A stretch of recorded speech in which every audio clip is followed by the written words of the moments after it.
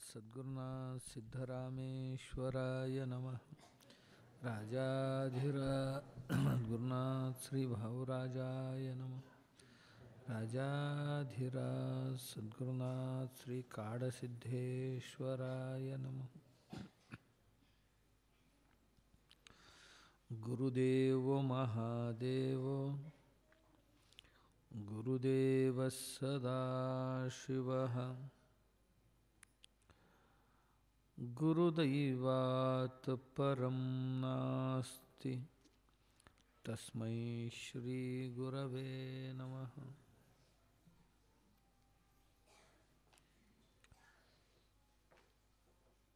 आज शाकंभरी पौर्णिमा म्हणूनही ओळखल्या जाणाऱ्या दत्त जयंतीच्या नावाने ओळखल्या जाणाऱ्या पौर्णिमेच्या पर्वाच्या सत्संगात आपण सम्मिलित आहोत.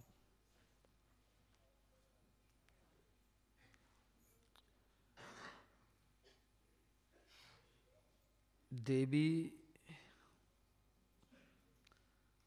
पार्वतीचा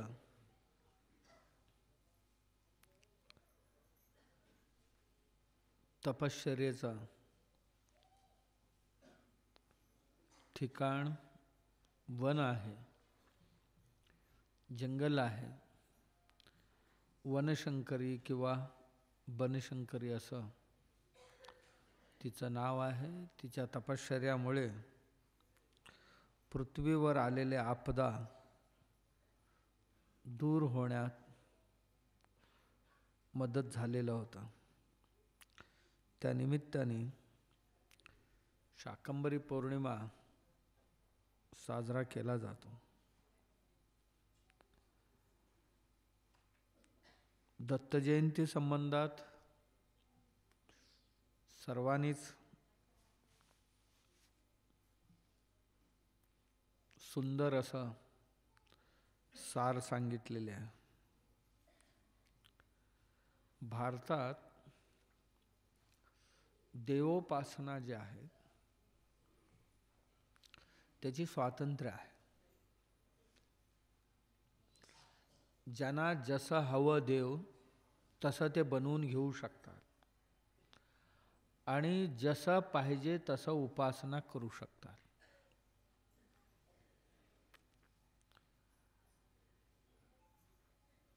सहस्रार्चन पूजाही करू शकतात. पत्रम पुष्पम फलम तोयम, केवळ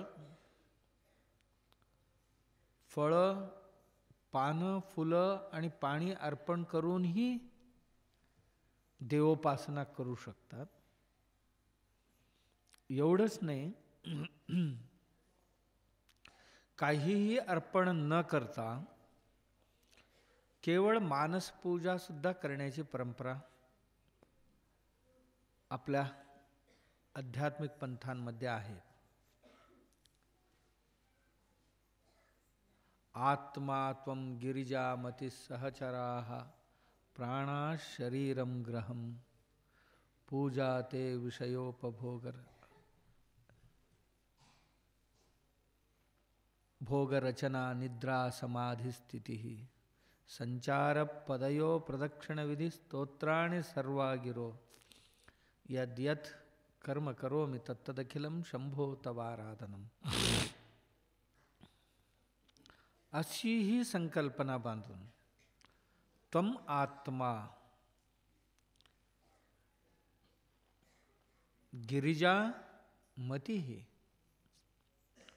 म्हणजे तुझा आत्मा आहे ना, हाच परमेश्वर आहे.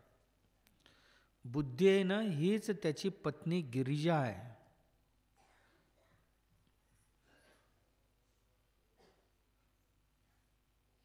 आत्मा त्वं गिरिजामती सहचराः प्राणाः. आमची जे पंच प्राण आहेत ना, प्राण, अपान, व्यान, उदान, समान, व्यान, हेच आमची सहचर आहेत, आमच्या बरोबरची सौंगड्य आहे. प्राणा शरीरम ग्रहम, ही शरीरच मंदिर आहे. पूजा ते विषय उपभोग रचना. या शरीराला लागणारी, उपभोगासाठी लागणारी जे जे पदार्थ आहेत यांनाच नैवेद्य समजावं. आपण जे काही दिवसभर फिरतो आपल्या संचारालाच आपण प्रदक्षिणा मानावं. मी झोपलो तर त्याला समाधी समजावं. मी जे जे बोलेन ते सर्वही स्तोत्र मानावं. का? माझ्याकरता नाही आहे. मी करत असलेले सर्व यद्यत कर्म करोमि तत्तदखिलम शंभो तव आराधनम. मी जे जे काय करतो हे सर्वही तुमची आराधना म्हणून करतो. अशी मानसपूजा करण्याची परंपरा सुद्धा आपल्या आध्यात्मिक पंथांमध्ये आहेत. सहस्रोपचार अर्चना, मी असं म्हटलं, 1000 प्रकारची वस्तूंचा वापर करून पूजा करणं. 1000 प्रकारची, सर्व प्रकारची धान्य, सर्व प्रकारची फळं, जितकी देशात मिळतील तितकी, आणि सर्व प्रकारची भाज्या, हे सर्व मिळून 1000. आणि सर्व प्रकारची सुगंधी द्रव्य, या सर्व मिळून 1000 प्रकारची वस्तू एकत्रित करून मग आपली आराध्य देवतेला ठेवून त्या आराध्य देवतेला स्नानापासून तांबूल अर्पण करून, प्रदक्षिणा करून, क्षमापणा मंत्र म्हणेपर्यंत 1000 प्रकारचे वस्तू अर्पण करणं, हेही आमची आहे. तर नैवेद्य किती प्रकारचं? यात स्नान 1000 सांगितलं ना, 1000 मध्ये स्नान किती प्रकारचं स्नान घालायचं? साधा पाण्याचे स्नान, वेगवेगळ्या सुगंधी द्रव्य लावून त्याचं स्नान घालणं, गरम पाण्याचं स्नान. स्नानामध्ये खूप प्रकार आहेत. वस्त्र किती प्रकारची नेसवावी, फुलं किती प्रकारची, गंध किती प्रकारची लावावी, अक्षता किती प्रकारचे अर्पण करावे, त्यानंतर नैवेद्य किती प्रकारचं अर्पण करावं. सहज 56 भोग म्हणतात. 56 प्रकारची वस्तू आहेत भोग लावण्यासाठी. भोग लगाना असा हिंदीमध्ये वाक्प्रचार आहे, म्हणजे नैवेद्य लावण्यासाठी 56 प्रकारचे. आपण, मला वाटतं आमच्याकडे जरासा हे कमी आहे. हे पाहायचं असेल तर गुजरातची मंडळी उत्सवांमध्ये आणि दिवाळीच्या वेळी, लक्ष्मीपूजनाच्या वेळी सर्व बनवलेले असतात 56 प्रकारची वेगवेगळी. आणि 56 काय असावं त्याची एक मोठी सूची आहे. बनवतात. तांबूल 108 प्रकारची तांबूल देवाला अर्पण करायचं. आणि देव काही ह्यातल्या खाणार नाहीये, अर्पण करायचं. शेवटी भोग भक्ताचाच आहे.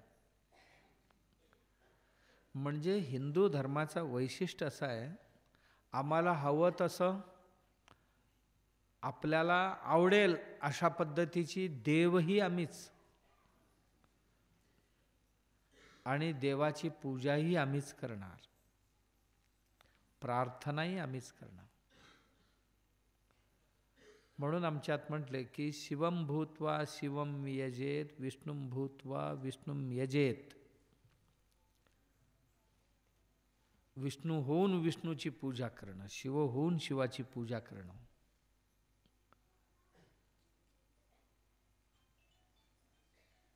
मीही आणि आपणही एको भावनेने पूजा करणं. आमच्या पूजांमध्ये सुद्धा वेगवेगळ्या प्रकारची पूजा, द्वैत भावाने पूजा करतो, अद्वैत भावनेने पूजा करतो. ही स्वातंत्र्य अन्य धर्मात कुठेही नाही. जर त्यातलं थोडंसं जरी बदल करायला गेला तर शिर धडा वेगळा करून टाकू म्हणतात. ती व्यवस्था त्यांच्या धर्मग्रंथांमध्ये करून ठेवलेली आहे. आपल्यात आम्हाला शिव पाहिजे, शिवाची रचना केली. विष्णू पाहिजे, विष्णूंची रचना केली. आम्हाला हवं कुठे बसवायचं, कुठे झोपवायचं आम्ही ठरवलं. शेष शयन बनवलं. नाही, सापावर राहायचं, तुम्ही झोपायचं. नाही, कमळावर बसायचं तर कमळावर, वाघावर बसायचं तर वाघावर, मोरावर बसायचं तर मोरावर. आम्हाला जे जे आवडतं, कारण कोणाला काय आवडतं ह्यापेक्षा मला काय आवडतो, माझा देव कसा दिसायला पाहिजे, असायला पाहिजे, याची उपासना मनापासून मी करणार आहे. आणि मला जसं आवडेल तसं. का? देवाला एक रूप नाही ना, आणि सर्व रूप देवांचे. देवाला एक रूप नाही, देव एक आहे, पण देवाचे रूप अनेक आहेत. अनेक म्हणजे 33 करोड त्यावेळी जेव्हा जनता होती तेव्हा 33 कोटी म्हटले. केवळ माणसं नव्हे, त्यात सर्वही आले. अरे यांच्या धर्मामध्ये 33 कोटी देवता, धड कोणावर श्रद्धा नाही, असं बरळत असतात कोण कोण तरी. आपण लक्ष नाही द्यायचं. आम्हाला 33 कोटी नाही, आज 144-145 कोटी आहोत. आम्हाला स्वातंत्र्य, आम्हाला 145 कोटी देव संकल्पना आम्ही करून त्याची आराधना करू शकतो. एकसारखाच असायला पाहिजे असा युनिफॉर्मिटी नाही आहे आमच्याकडे. आणि हे स्वातंत्र्य फक्त जगात केवळ हिंदूंना मिळालं, बाकी कोणाला नाही. आमच्या धर्माचार्याने, संस्थापनाचार्याने, ऋषी मुनींनी चिंतन मंथन करून, भरपूर विचार करून आम्हाला ही आराधना सामर्थ्य दिली, पद्धती दिली. म्हणून म्हटलं ना की आमच्याकडे देवताराधना खूप प्रकारची आहे. शिवाराधना आहे, विष्णू आराधना आहे. म्हणून वैष्णव म्हणतात त्यांना. शिवाराधना करणाऱ्यांना शैव म्हणतात. शक्तीची आराधना, हे दोघेही नको बाबा, आम्हाला देवीच्या रूपातच पाहिजे. पुरुष नको, आम्हाला महिलेच्या रूपात पाहिजे. तसंच करा. शाक्त म्हणतात त्यांना. मग महिलेच्या रूपात सुद्धा कोणाला सरस्वतीच्या रूपात पाहिजे, कोणाला लक्ष्मीच्या रूपात पाहिजे, कोणाला कालिकेच्या रूपात पाहिजे, कोणाला दुर्गेच्या रूपात पाहिजे. त्याला वाटलं नाही, मला सौम्य नको, मला जरासा तलवारी बिलवारी सहित पाहिजे, कमळ गिमळ नको आम्हाला. मला हातात काय मोर पंख वगैरे नको सरस्वतीच्या हातात, माझ्या देवीच्या हातात. सगळेजण मोर पंख धरले तर बाकीच्यांचा काय होणार हाल. सगळे लोको भिन्न रुची, ही लोकांची रुची भिन्न भिन्न आहे. सगळ्यांना एकच देऊन कसं चालेल. रुचीनाम वैचित्र्यात द्रुजकुठीला नाना पथजुषाम. पुष्पदंत नावाचा गंधर्व म्हणतो रुची भिन्न आहे आणि रस्तेही भिन्न भिन्न आहेत. एकच रस्ता कुठे, याच रस्त्याने गेला तर तुम्ही जाणार असं नाही आहे. सगळे रस्ते तिथेच जाणार आहेत. जा, कुठलं लवकर जाईल, कुठलं उशिरा जाईल.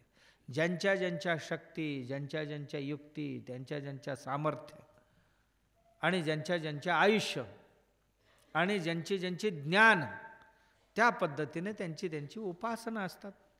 मुक्तपणे करा, अशी आमची उपासना पंथ तयार झाला. शैव, वैष्णव, शाक्य, सूर्योपासना करणाऱ्यांची सौरपंथ, गणपती उपासना करणाऱ्यांची गाणपत्य आणि कोणाला आवडलं नाही, हे तीन वेगवेगळे नको, तिन्ही एकत्र पाहिजे असा एक पंथ तयार झाला. त्याला दत्तपंथ म्हणतात. ब्रह्मा विष्णू महेश मला तिन्ही एकत्रच पाहिजे. त्याने एक स्वतःची रचना करून घेतली. हा घ्या. आणि एक म्हणाला नाही मला तीन नाही, मला चतुर्मुख ब्रह्मच पाहिजे. पाचवा एक म्हण नाही मला पंचमुख ब्रह्म पाहिजे. जसा तुमची संकल्पना प्रसन्न होणारा तोच आहे. आम्ही कोणाचाही द्वेष केला, काही केला, काही उपयोग होणार नाही. मी नेहमी एक घटना सांगत असतो. एका मंदिरात दोन देव होते. एक विष्णूचा होता आणि एक शंकराचा. म्हणजे विष्णू भगवंताचा मूर्ती होती आणि शंकराची पिंडी होती. आणि शंकराचा भक्त मंदिरात पूजेला गेला. एका देवळातच होती दोन्ही. गाववाले म्हटले दोन दोन कुठे बांधायचं बाबा गाव, एका मंदिरातच दोन्ही ठेवूया म्हणाले. ठेवले. कट्टर शंकराचा भक्त होता एक. केला. जाऊन म्हणाला अरे आपण पूजा करणार, आपल्या देवालाच पोचला पाहिजे, शेजार पाजारचे देवाला अजिबात जाता कामा नाही, ह्यातलं काही एक थेंब पाणी सुद्धा त्याच्या अंगावर उडता कामा नाही, असं त्याची संकल्प. मग काय केलं, बहादरनी युक्ती असं केला, घरी गेला, एक पत्रेच घेऊन आला, असा मध्ये एक पत्रा लावला, असा पडदीच तयार केला आणि मनात पाणी घालताना म्हणायचं यातलं एक थेंब सुद्धा त्या विष्णूच्या अंगावर जाता कामा नाही. पाणी तिकडे सरकायला लागले की असं ओढून घ्यायचं, खालून सुद्धा जाता कामा नाही म्हटलं. त्याला आमच्या देवाला म्हणजे आमच्याच देवाला पाहिजे. आपल्याच देवाला वस्त्र नेसवायचं म्हणाला, आपल्याच देवाला हार घालायचा, यानाच फुलं घालायचं, त्याला नको म्हणत. आपल्याच देवाला करायचं, त्याला जाता कामा नाही म्हणाला. हद्द कधी ओलांडला तो माहितीये, जेव्हा अत्तर लावला, सुगंध सुटली, म्हणाला ही पलीकडे जाईल म्हणून त्याच्या नाकात कापूस कोंबून आला. विष्णू भगवंताची मूर्ती होती ना, त्याच्या नाकात कापूस कोंबून आला. ह्याला अजिबात जाता कामा नाही म्हणाला. आणि नैवेद्य आणला होता 56 भोगाचा, काय सुगंधी, त्याला म्हटला अजिबात जाता कामा नाही म्हटला. त्याच्या तोंडात पाणी सुटेल म्हणून तोंडात कापूस कोंबून आला. आणि जेव्हा आरती सुरू केला, अरे आपले घंटीचे आवाज ह्याला जाणार म्हणाला, कानात कापूस घातला त्याला. हा आता समाधान झाले म्हणाला. एवढा सगळे करून, आरती करून, प्रदक्षिणा करून, डोळे बंद करून, डोकं टेकून, देवा मला प्रसन्न हो म्हणाला. आवाज आला मंदिरात, भक्ता प्रसन्न झालोय, उठ म्हणाले. कोण, कुठला देव प्रसन्न झालाय? विष्णू. विष्णू प्रसन्न झालोय. अरे मी तरी सगळे आमच्या देवाला केलाय आणि तू कशाला प्रसन्न झालास आमच्यावर म्हणाला. अरे तू माझीच उपासना केलास, मनात माझी आणि हाताने शंकराची. ह्याला हे नको, त्याला ते नको, ह्याला हे नको, त्याला ते नको, असं जे मनाने म्हटलास ना तीच पोचणार, हाताने करतोस ते पोचत नाही. म्हणून मीच प्रसन्न झालो, तुला उठ म्हणाले. हे आमचीच देव यायला, तुझी देव येणारच नाही, कारण तो पोचेल असा काय केलाच नाही. मनाने जे करतो तोच प्रसन्न होणार. मी प्रसन्न झालो, उठ. मग तुला एवढा मी द्वेष करून सुद्धा तू कसं काय उठलास? अरे द्वेष नाहीये, त्या द्वेषामध्ये एक प्रेम आहे. प्रेम आहे. जसं की रामाचा भक्ती रावण ज्या पद्धतीने केला त्या पद्धतीने, रावण सुद्धा रामाचाच भक्त, श्रीरामचंद्रांचाच भक्त. तो आराधना करण्याची पद्धत वेगळी होती. तो रुष्ट झाला तरी मला प्रसन्न झाला असं समजतो, तू मला वर दिलास तरी सुद्धा मी प्रसन्न झालो असं समजतो, झालाय असं समजतो. तसे प्रसन्न होणारा देव तो एकच आहे. शंकर विष्णू दोन नाही आहेत, एकच आहे. मी ह्याला नको ह्याला म्हणून केला, कोणालाही केला तर जगात देव एकच आहे, प्रसन्न होणारा एकच आहे. मनाने ज्याचा स्मरण करतो तो.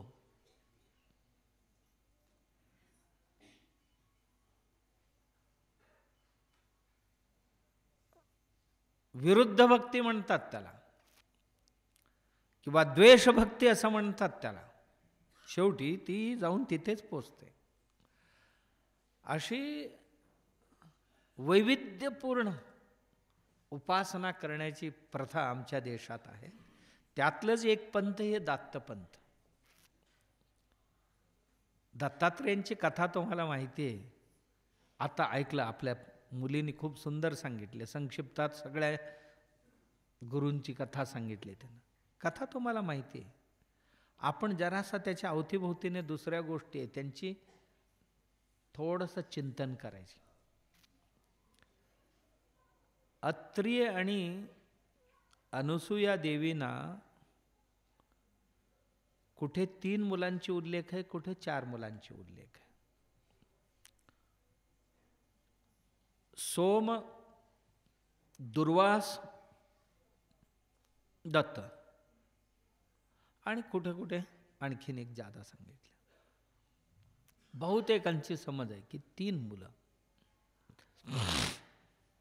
दोघेही ऋषी, अत्रि ऋषी आणि त्यांची पत्नी अनुसूया अलौकिक महिला. नैतिक दृष्ट्याही, आध्यात्मिक दृष्ट्याही आणि कर्तव्याच्या दृष्टीने सुद्धा एक आदर्श नारी भारतीय परंपरेत.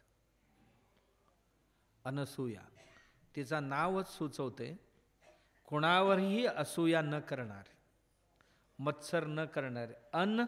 असूया, अनसूया तिचं नावच सुचवते. अनसूया आपल्या तपशक्तीने प्राप्त केलेली ही 3 मुलं.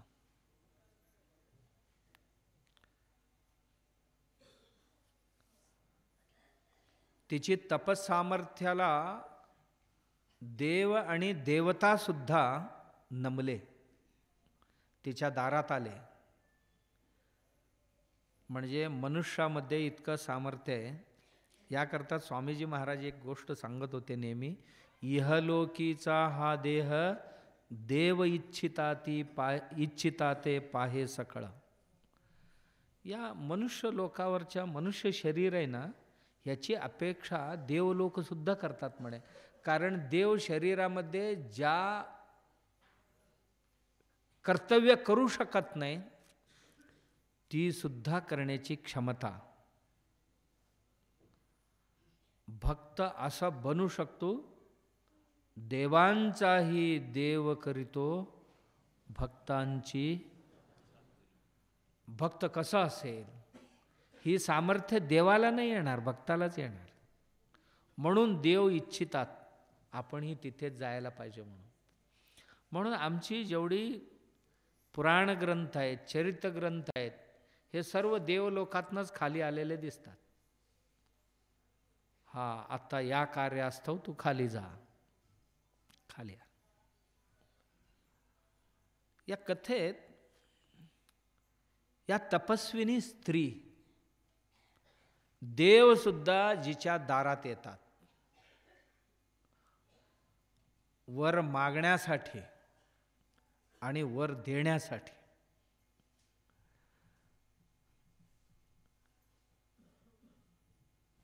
ज्यांच्या त्यांच्या घरवाल्यांचे ऐकले ते मागण्यासाठी आले. तिघींनी सांगितले जावा, तिच्या घरी जावा. अनुसूयेची आले, भिक्षा मागितली. काय भिक्षा? इच्छा भोजन. इच्छा भोजनामध्ये पदार्थांची इच्छा नाही केली, विवस्त्र होऊन भोजन द्या आम्हाला, वाढा. ते म्हणाले करते व्यवस्था. हे 3 मोठे देवता होते. यांना बाळ बनवले आधी आपल्या तमस सामर्थ्याने. हे भक्तांची सामर्थ्य, इथले साधकांची सामर्थ्य. देव जरी केव्हा मागायला येतात तेव्हा लहान होतात, कधीही लहान होतात. जेव्हा याचना करतात, याचना माणसाला छोटं करते. छोटे झाले, छोटे झाल्यानंतर याचा अर्थ मागायला आले तेव्हाच छोटे झाले. बाळ झाले म्हणजे असं म्हणतात, पतीचे पादोदक शिंपडले, शिंपडल्याबरोबर लहान लहान बाळ झाले असं म्हणतात. असं नाही आहे. याचना करायला आलेत ना त्यावेळी मी देईन, दातृत्व संपन्न असणारी बृहदाकार बनतात, आकाशा एवढी, आणि याचना करणारी माणसं छोटी बनतात. जेव्हा हात पुढे जाते ना ताबडतोब पाय ओढून घ्यावं लागते मागे, आणि ओठं बंद होतात, बोलता येत नाही. याचना करणाऱ्यांचे शब्द सगळे संपतात. संपतात याचा अर्थ छोटे होतात, छोटे होतात. तसे छोटे झाले. छोटे झाले तर आता वाढायला काय हरकत आहे. मातृस्वरूपात त्यांना बाळ समजून मातृस्वरूपात भोजन वाढले. आता त्या 3 देवता येतात आपल्या पतिदेवांना नेण्यासाठी. तेव्हा दात्री बनले, आमच्या यजमानांना परत करा, घ्या, ओळखून घेऊन जावा. कसं ओळखणार, आता लहान झाले ते एकसारखे दिसतात. कथा आहे, सांकेतिक आहे, यातला संकेत घ्यायचा. याचना करणारे लहान होतात, मग ते भले देव असे ना, देवता, देव नाही देवता, देवता असे ना, छोटे होतात. मग देणारा जो भक्त जरी असला तरी तो मोठा होतो. ते मोठेपणा अनुसूयाला प्राप्त झालेले. अनुसूया दिली, 3 नाही 3 घ्या म्हणाले. 3ही प्रसन्न झाले. देव म्हणाली, अनुसूया तुला काय हवं, काय नको, मला तुम्हीच माझ्या घरी माझ्या पुत्रवत माझ्या घरात जन्म घ्यायला पाहिजे. देवाना पुत्र बनवण्याची क्षमता इथल्या नारीला आहे, सामान्य माणसाला नाही. देवाना सुद्धा आपल्या पोटात जन्म देण्याची क्षमता, जर आपण तपश्चर्या केली, आपण ती नैतिकता पाळली तर आपल्यात ती क्षमता येतं. जिजाऊ एक नारीच होती, कौशल्या एक नारीच होती, वसुदेवांची पत्नी देवकी एक नारीच होती. ह्या कुठे देवता होत्या, नारीच होत्या. नाही, त्यांची तपश्चर्या, त्यांची नैतिकता एवढी मजबूत होती, त्याच्यामुळे देवाला त्यांच्या पोटात जन्म घेण्याकरता यावं लागलं.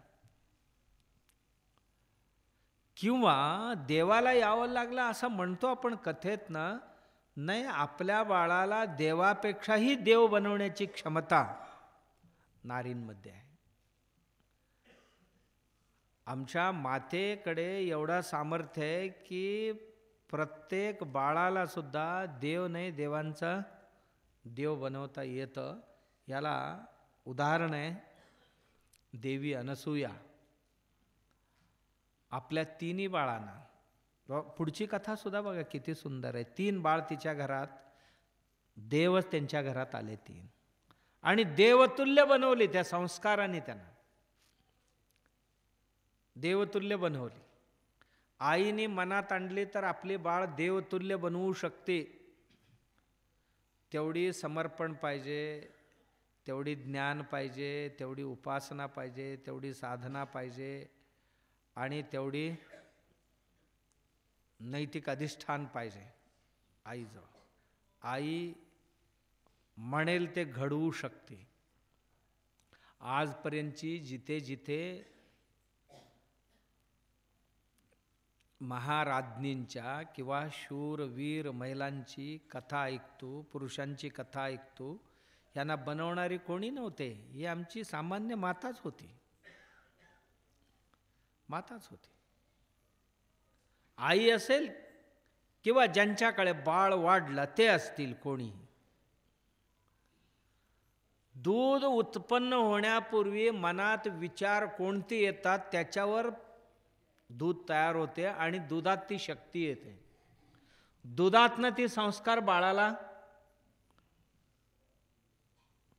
हस्तांतरित होतात.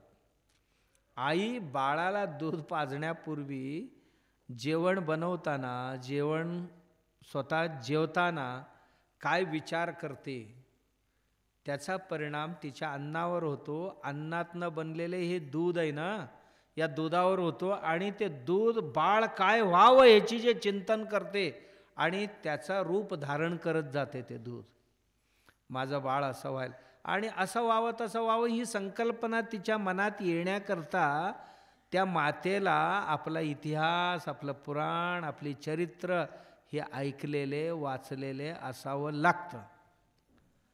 जर आपलं बाळ अजून 2 महिन्याचा नाही, 6 महिन्याचा नाही, मोबाईलच मागायला लागला तर समजायचं काय संस्कार झाले आपल्या बाळावर. बाजारात गेल्याबरोबरच पिस्तूल मागते म्हणजे ह्याला सगळे दहशतवादाचे संस्कार झाले. त्याला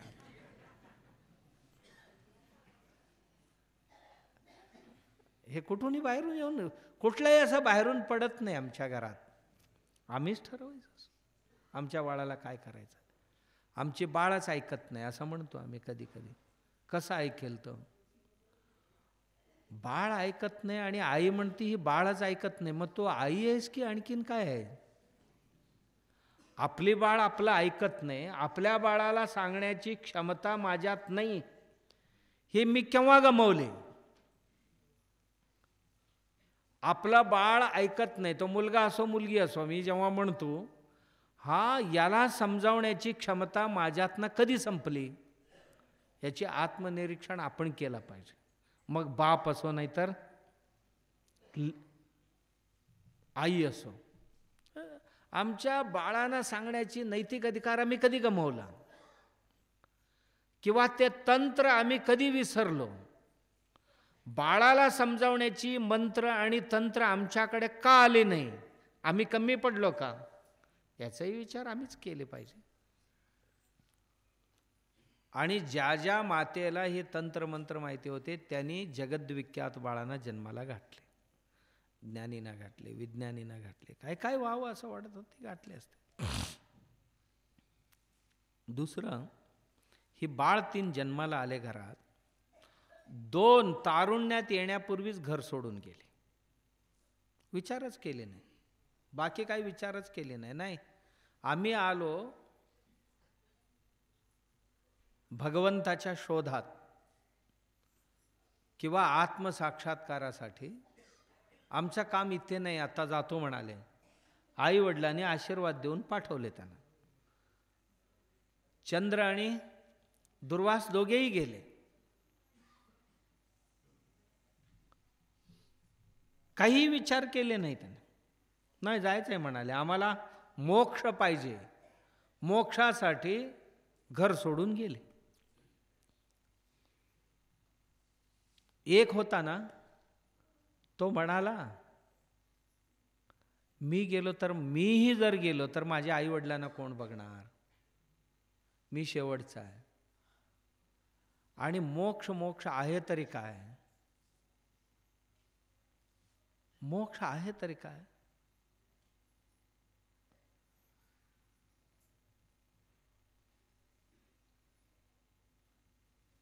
आनंदाची स्थिती,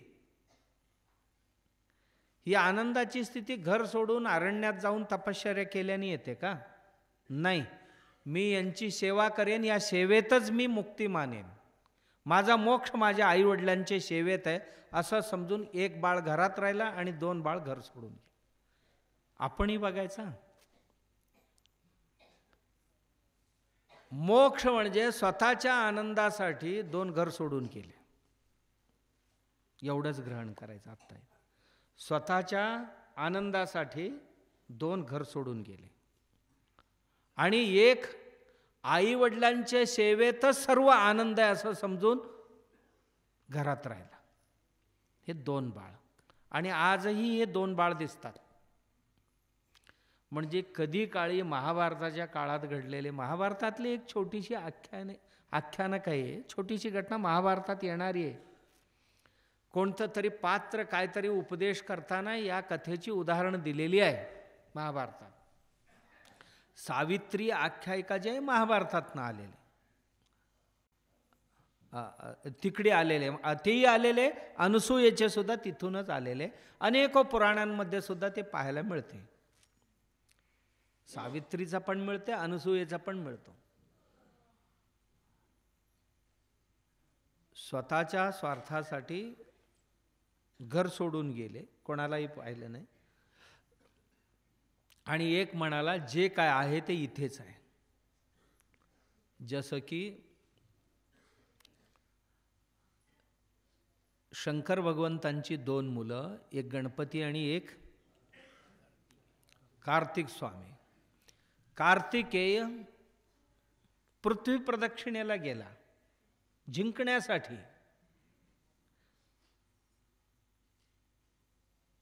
पैज जिंकण्यासाठी. आणि दुसरा म्हणाला पृथ्वी कुठे आहे, आई वडिलांच्या चरणी आहे, इथेच घालतो म्हणाला. ही 2 संकल्पना सदाकाळ आलेल्या आहेत. आई वडिलांसाठी अयोध्येचा त्याग करणारा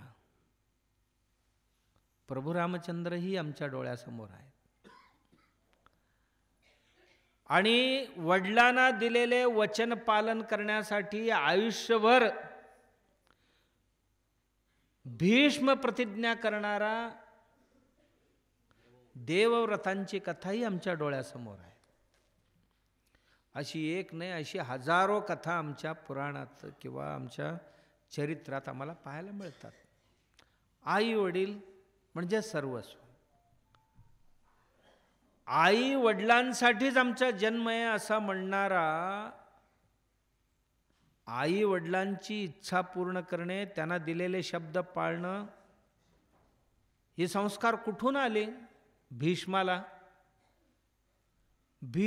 भीष्माच्या गुरुकडून आले. भीष्माच्या गुरु त्यातलेच होते ना. परशुराम आहे ना, जमदग्नी आणि देवी रेणुका हे दोघे माझे आराध्य दैव, यांच्यापेक्षा मोठा देव जगात कोण नाही आहे. वडील देव आईला मार म्हटला, आईला मारला.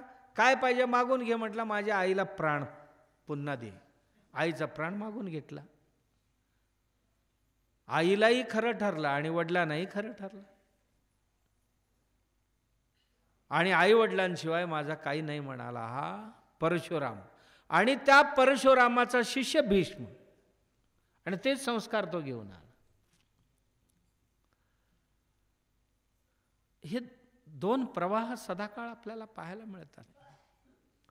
एक आई वडिलांच्या सेवेसाठी सर्वस्व त्याग करून जे काय आहे हे आई वडिलांच्या चरणी आहे, यांची सेवा करेन असं म्हणणाऱ्यांची एक प्रवाह आहे.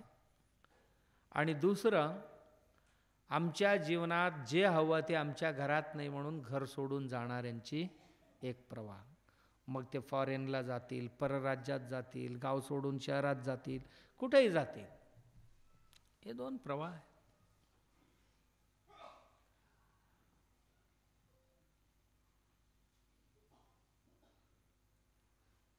मग जाण्याकरता कारणही अनेक असतात. आत्ताही आम्ही घरांमध्ये बघतो, आई वडिलांसाठी अनेक गोष्टी त्यागलेले मुलंही आम्हाला मिळतात. का असं विचारलं की म्हणतात, आई वडिलांनी काय त्यांचा उपकार, थोर तुझे उपकार.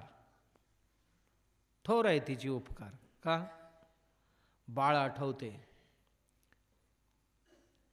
प्रसूतीच्या वेळी रक्ताची नदी वाहिली माझ्यासाठी, तिनं वाहवली नदी माझ्यासाठी. पाहिलं तरी चक्कर येऊन पडावं इतकं रक्त वाहिलं.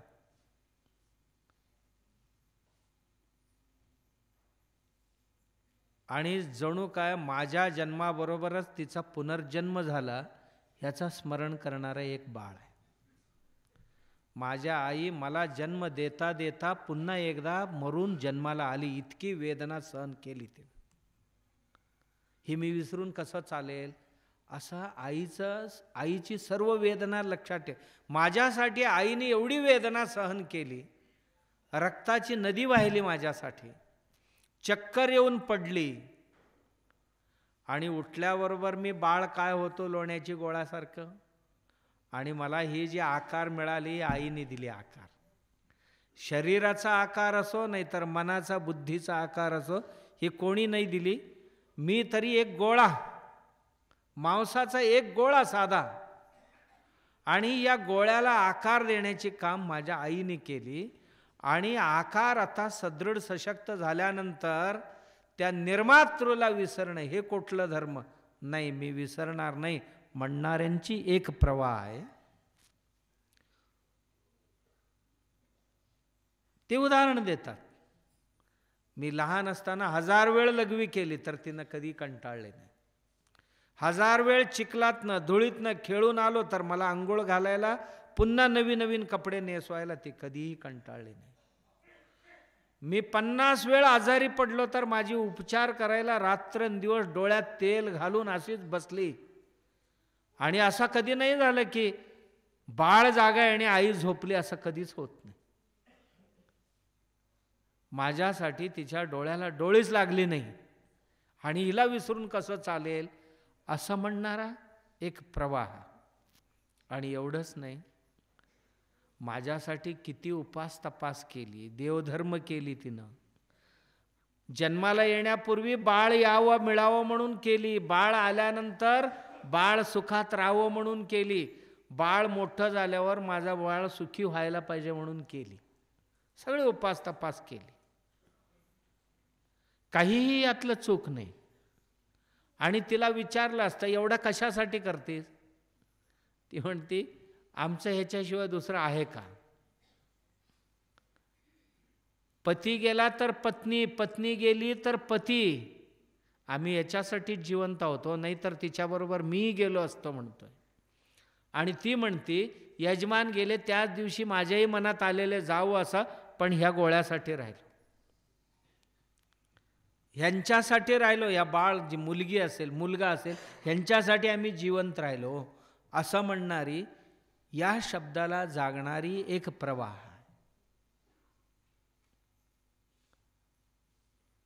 आणि माझी उपचार करणारी, मला जीव घालणारी, घरात असो नसो, आधी मला जीव घातली मग नंतर आपण जेवली.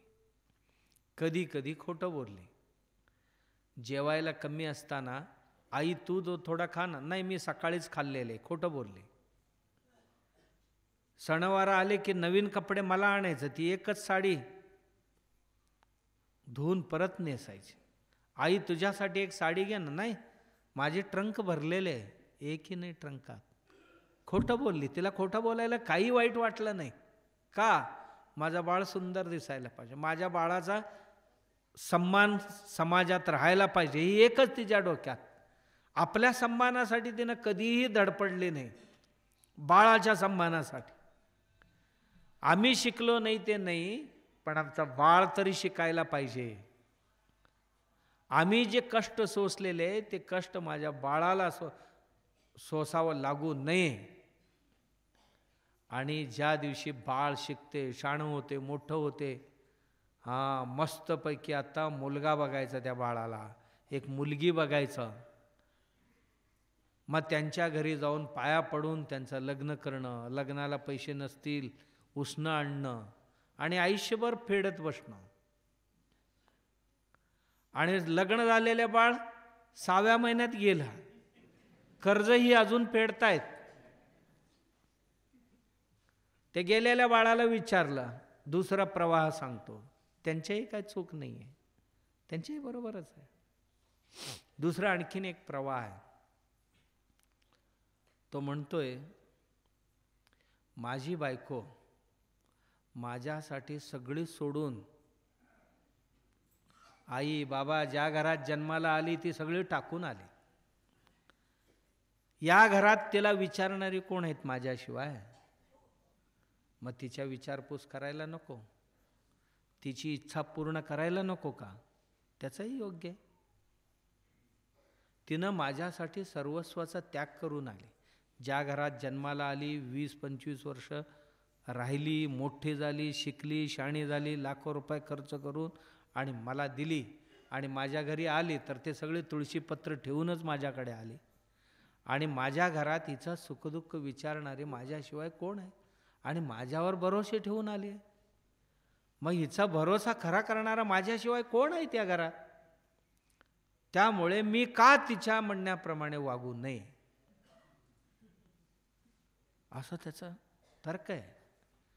एवढंच नाही, दुसरं एक तर्क देतो तो असं म्हणतो, आई बाबा आपल्या बाळांसाठी सगळे केले की नाही एवढा, मग आम्ही आमच्या बाळांसाठी नको का करायला?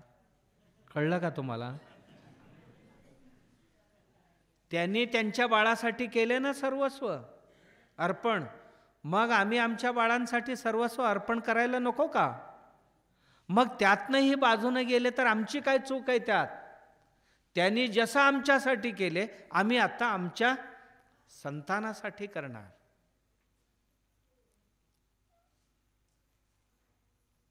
काय चूक आहे? आणि वाद्य कधीही एका हाताने वाजतील असं नाही, 2 लागतात त्याला. वाजवणारा एक लागतो, वाद्य एक लागते, तेव्हाच आवाज येतो. आणि अनेको गोष्टी आम्ही अनेको दिशेतनं येणारे आवाज ऐकत असतो. आवाज ऐकल्यानंतर सगळे ज्यांची आवाज ऐकतो हे दम आहे त्या आवाजात असाच वाटत असतो.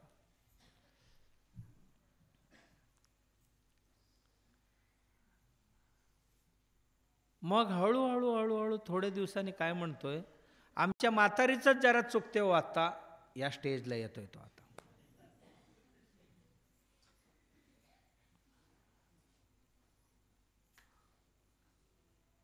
मग नंतर स्थिती असं येते, एक तर हे राहतील, एक तर मी राहीन, अशी एक स्थिती येते. आल्यानंतर ह्या बाबड्याची स्थिती असं बनते की आईला धरावं, धर्मपत्नीच्या पक्षाने आपलं व्होट घालावं, मतदान इकडे करावं की तिकडे करावं. ह्या विचित्र संकटाच्या अवस्थेत पुरुष सापडतो. हे भ्रम कोणाला होते? हे भ्रम ज्याची ही कच्ची आहे ना त्याला.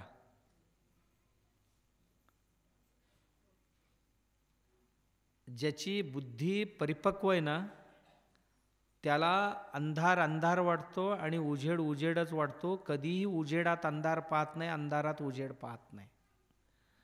ज्याची बुद्धिमत्ता क्षीण आहे,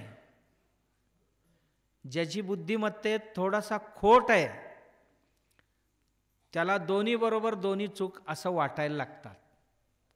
अन्यथा एवढी क्षमता त्याच्याकडे पाहिजे की निभावून नेईन. नेता येतं. अशक्य काय आहे? अशक्य काय? नेता येतं. बघा, मी आपल्याला एक गोष्ट सांगितलं होतं मागे. गावात नवीनच लग्न करून एक मुलगी आली. तिच्या अंगात भूत येत होतं. येतात माहिती आहे ना तुम्हाला? भरपूर तुमच्यातले बरीचशी त्यातलेच आहेत. पूर्वी खूप यायचे, आत्ता जरासं कमी झालेत. आम्ही घरातनं शाळेत जाईपर्यंत 3-4 तरी दिसायचे आम्हाला. आत्ता येतात, देव पण येतात, भूत पण येतात असं. मग ते खरोखर आहेत की खोटे आहेत तो एक विषयच आहे वेगळा, आणि त्याची चर्चा नंतर केव्हा तरी करू. अंगात येतात. तिच्या अंगात असं भूत यायचं, आणि भूत येऊन येऊन येऊन येऊन ती अशी घट्ट झाले, जे कोणी जे काय बोलले की विरोधात बोलायचे. जा म्हटलं की यायचं, ये म्हटलं की जायचं. स्वभावच बनलं त्याचं.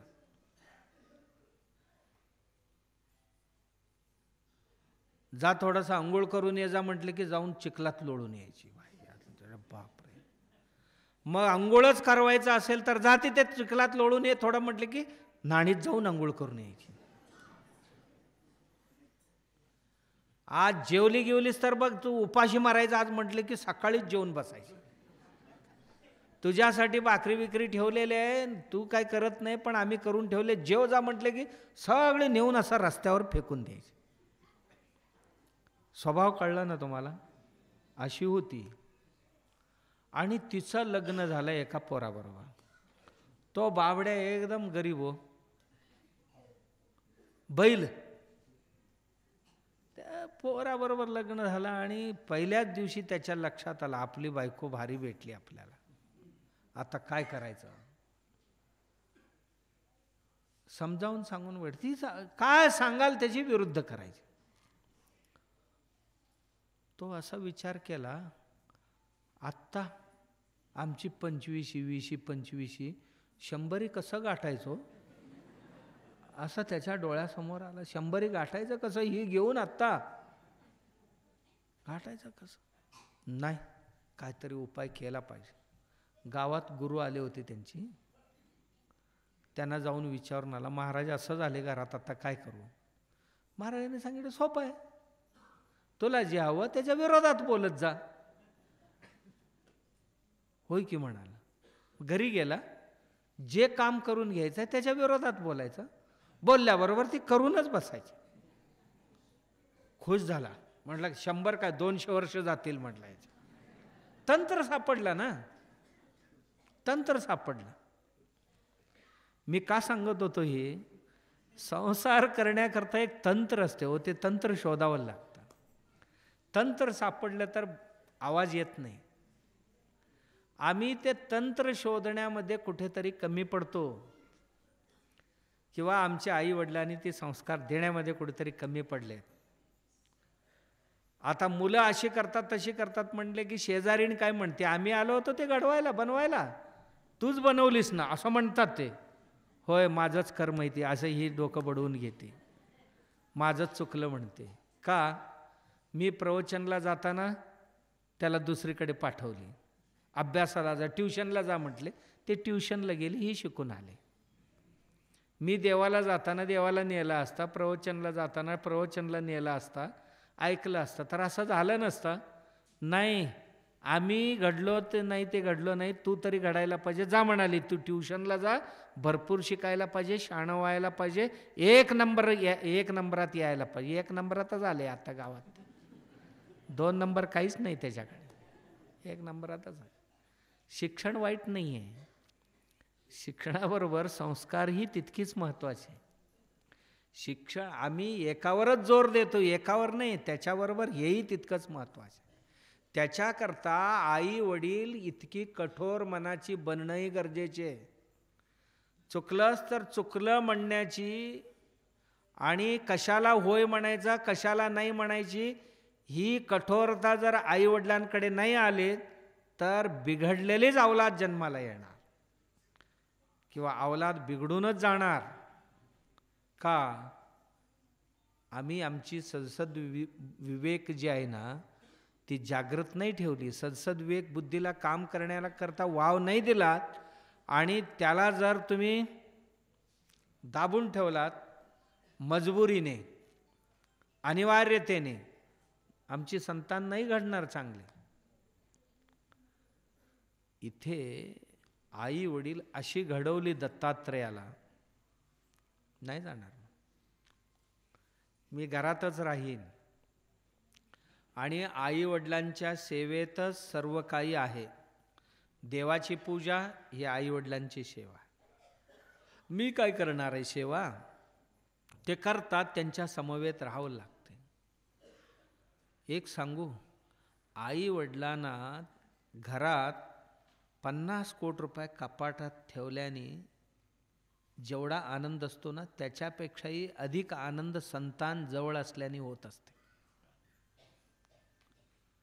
50 कोटीचा आनंद जो असतो ना त्याच्यापेक्षाही अधिक आनंद संकटाच्या काळात संतान जवळ असेल तर त्याच्यापेक्षा मोठा आनंद काही नाही.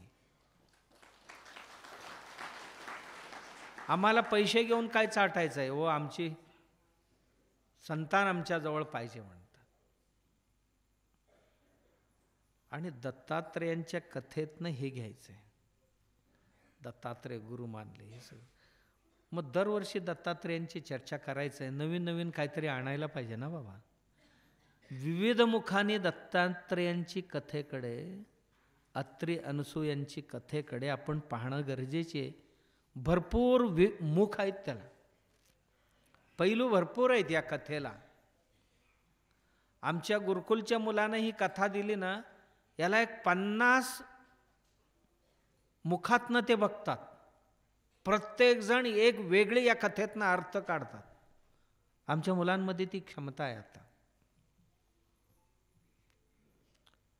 म्हणजे कथा सांगून सांगून त्यांना शिकून त्या कथेचे तात्पर्य कसं काढावं ते एक 50 प्रकारची एवढीच कथा आहे ना, ह्यातनं एक 50 प्रकारचे मतितार्थ काढतील. आम्हाला गरज आहे. आम्ही कधी चर्चा करतो, चिंतन करतो? दत्त जयंती दिवशी घरात कोणाची चर्चा झाली दत्तात्रेयांची? नाही. नैवेद्य बनवायचा आणि हाणायचा. मग गावातल्या दत्ताच्या देवळात जाऊन पाळणं हलवून आले, कधी गिळेत. याच्या व्यतिरिक्त काय चर्चा केली आपण? केली पाहिजे ना. आमची परिवार जर सुशिक्षित व्हायला पाहिजे, संस्कारित व्हायला पाहिजे, तर आम्हालाही घरात चर्चा करावं लागेल. आज दत्त जयंती तर दत्तात्रेयांच्या जीवनासंबंधात त्याच्या विविध मुखातनं त्याची दर्शन करायला पाहिजे आपण. आम्ही काही नाही करत. जी काय कधीतरी एकदा ऐकलेले दत्तात्रेयाला 24 गुरु होती, एवढं सोडलं तर बाकी कोणालाही का कधी कधी त्याची आई कोण होती ही सुद्धा आठवत नाही, वडील कोण होते तेही आठवत नाही. दत्ताला 24 गुरु होते एवढंच आठवतं. 24 कुठले म्हटलं तर कुतून एक 5-10 सांगेल. पुढची काही येतीलच ह्याची काही गॅरंटी नाही. तर या पौर्णिमे दिवशी चर्चा करणं गरजेची आहे की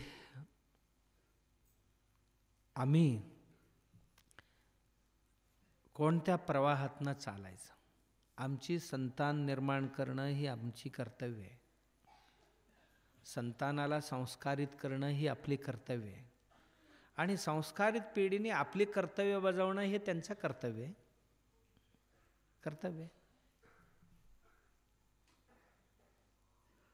मी अशी कैक परिवार बघितलेले, आपल्या आईवडिलांसाठी विदेशातले करोडो रुपयाची पॅकेज टाकून इथे कोल्हापुरात येऊन महिना फक्त 20,000 रुपयाची नोकरी करोडो रुपयाची, महिन्याला 1 कोटीची नोकरी टाकून 20,000 रुपयासाठी इथे MIDCत काम करताना बघितलं. त्यांना विचारलं असं का?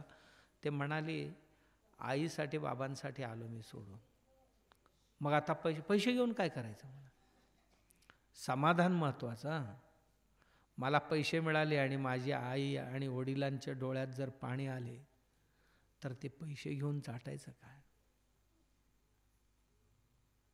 त्यांच्यासाठी मी सोडून त्यांची सेवा करायला मिळते ना बस म्हणाली. एवढी आमची चरितार्थ चालतो यात आणि आईवडिलांची सेवा होते. आणखीन काय पाहिजे? आनंदच आहे आम्ही.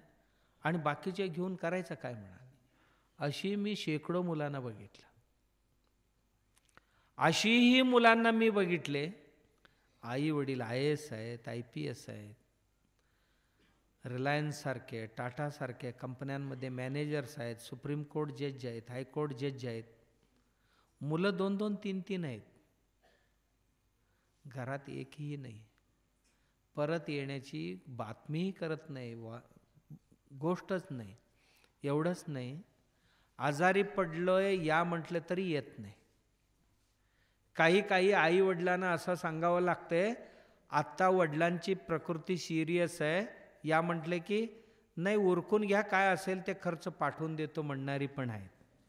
मग तेव्हा आई बाबा दोघेही मिळून एक प्लॅन करतात, काय असं आम्ही जाण्यापूर्वीच वाटण्या करायच्या म्हणतोय. एवढी मोठी संपत्ती ठेवून काय करायचं, वाटण्या करायचं म्हणतो. आला तर मिळेल, नाही आला तर नाही मिळणार. दुसऱ्या दिवशी एमर्जन्सीमध्ये तिकीट काढून येतात. येऊन बघतात वडिलांची तब्येत बरी नाही, वाटण्या करतो म्हटलेले, बाबा तरी तर अंगणात असं फिरतोय. शंका येते त्यांना, काय चाललंय घरात. 4 दिवस झाले, 5 दिवस झाले, बाबा तब्येत बरी नाही म्हटला होता, वाटण्या करायचंय म्हटलं, काय बातम्याच नाहीये. बाबा म्हणतो, ते वाटण्यासाठी तरी येतात काय म्हणून सांगितलं. अरे मी कुठे आजारी पडलोय. मग आम्ही जाऊ आता, नाही करू ना वाटणे. कधी, जाऊ दे ना, 1-2 आठवडे, 2 आठवड्यांनी करू. हे म्हणतात जाऊन परत येतो ना. 2 आठवडे आईवडिलांजवळ नाही, जाऊन येतो म्हणतात. तात्पर्य नाही कळलं की ह्यांनी असं का केलं. दत्तात्रेयांची कथा वाचताना सगळ्यांनीच ह्या गोष्टी लक्षात घ्यावं की हे करावं, की हे करावं. आणि असं नाही की दूर राहणाऱ्यांची काहींची मजबुरी जरूर असतं, कोणाकोणाची काही अडचणी असतात, पण त्या अडचणीवर मात करण्याची बुद्धी देवाने आम्हाला दिलेली आहे. कोणावरही अन्याय होणार नाही अशा पद्धतीने निर्णय घेण्याची क्षमता आम्हालाही दिलेली आहे. मी असं बघितले, एवढी मुलं असताना TN शेषन वृद्धाश्रमात प्राण सोडले. भारत देशच गदगद हलवलेला माणूस शेवटचा श्वास वृद्धाश्रमात सोडला. अशा खूप माणसं बघितली मी, मोठी मोठी माणसं.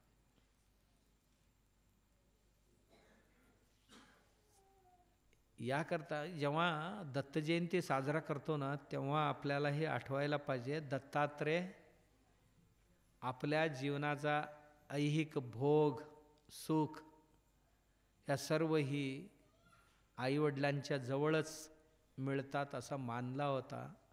आणि तसं मानलं तर मिळते, नाही मानलं तर काहीच मिळत नाही, हेही आठवणं गरजेचे. म्हणून दत्त जयंती ही पाठ आम्हाला शिकवेल आणि शिकवावा.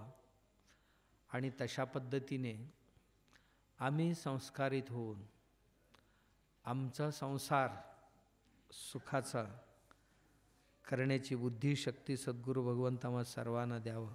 गुरुचरणी प्रार्थना. राजाधिराज सिद्धरामेश्वर.